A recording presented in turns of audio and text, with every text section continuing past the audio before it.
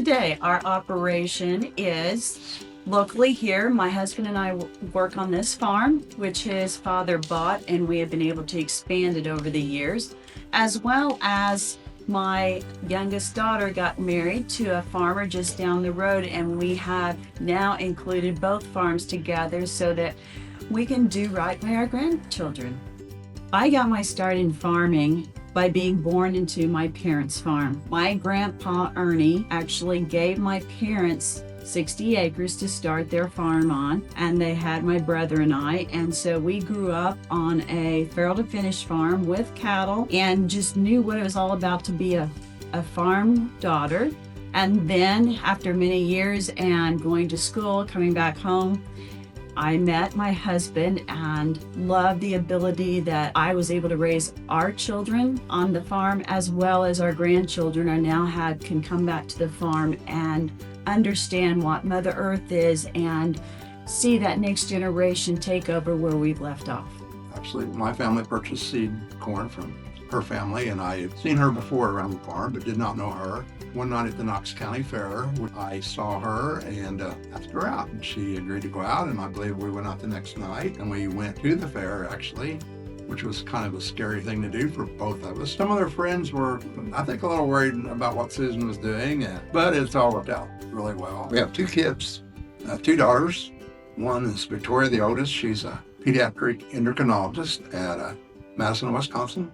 And our youngest is Cassandra Brocksmith, the board, and she's a project manager at Good Samaritan Hospital. We have two son-in-laws, Pete, who married Victoria, who is a plastic surgeon, and Nathan, who married Cassandra, who we farm with. And we're very blessed and very proud of both our daughters and our son-in-laws. We also have 4 grandkids, all between the ages of 2 and 4. They're probably one of our biggest joys, and also reinforcement of why we've tried to take care of this farm. So when we first got married, I started working at an insurance company. A couple of years later, I started working at Vincennes University.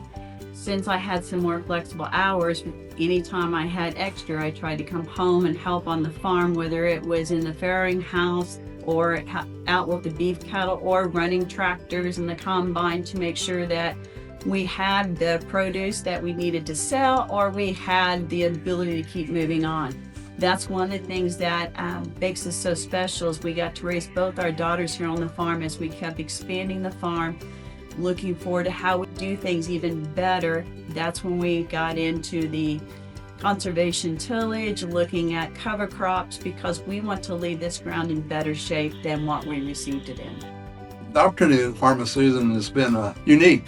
It's been fun, and it's been a great ride. We've worked hard, and she's always had an off-the-farm job. She goes down the lane every morning at 7:15, 7:30, very dedicated to her job, and always willing to come home after that job and do what needs to be done. And over the years, she helped me do everything. She's always been a backstop on business decisions. I think she let me make the ultimate decisions, but always had